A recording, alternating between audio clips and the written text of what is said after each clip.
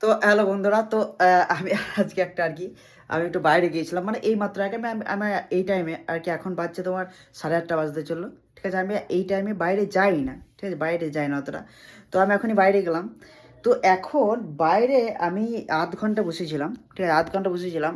তো যতগুলো মানুষের সাথে দেখা হলো, সব বলছে তোমার নাম এসেছে।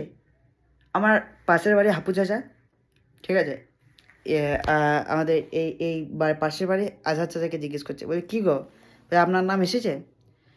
আর আপনার নাম এসে তখন ও হুট করে আবার আজহার চাচা অ্যান্সার দিয়েছে, বলছে না এখনো তো আসেনি, আসবে নাকি জানি না। এবার তোমার বলে নামটা কিসের, সেটা আমাকে আর খুলে বলতে হবে না কিসের নাম।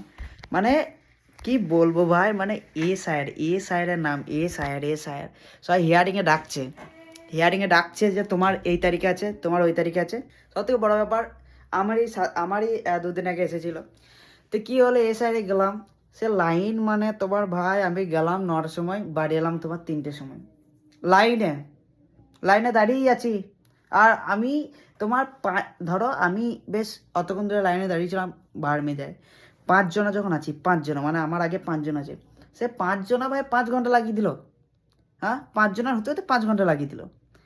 মানে এত ঢিলিকিতে কোনো কাজ নাই, ডকুমেন্ট কার্ড নিয়ে নিল, দেখে নিল, সই করে দিল, বাস, খেল খতম। আমি জানি না যে এসআইয়ের ডকুমেন্টগুলো হিয়ারিং একবার বাড়িতে এসে নিয়ে গেল, বাড়িতে নিয়ে আসা যাওয়ার পর একবার ভেরিফিকেশনও করে গেল।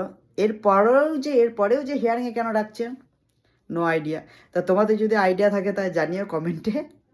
আর তোমাদেরও কি গ্রামে গ্রামে এইসব হচ্ছে যে তোমার নাম এসেছে কেরা, এর নাম এসেছে কেরা, সবার একটা হুপুই যে বাংলাদেশ চলে যেতে হবে। তাই এরকম যে যারা গুজবে ছড়িয়েছ, গুজবে ছড়াবে না, কিচ্ছুই হবে না, সব ইন্ডিয়াতেই থাকবে। ঠিক আছে, ইন্ডিয়াতেই থাকবে, জাস্ট হিয়ারিং হবে, যাদের নাম নেই তাদের নাম পুট করা হবে। তো চলো, আমার সাথে সাথে যে একমত তারা লাইক করবে আর ভিডিওটা শেয়ার করো, তোমাদের গ্রামে এরকম হচ্ছে কিনা।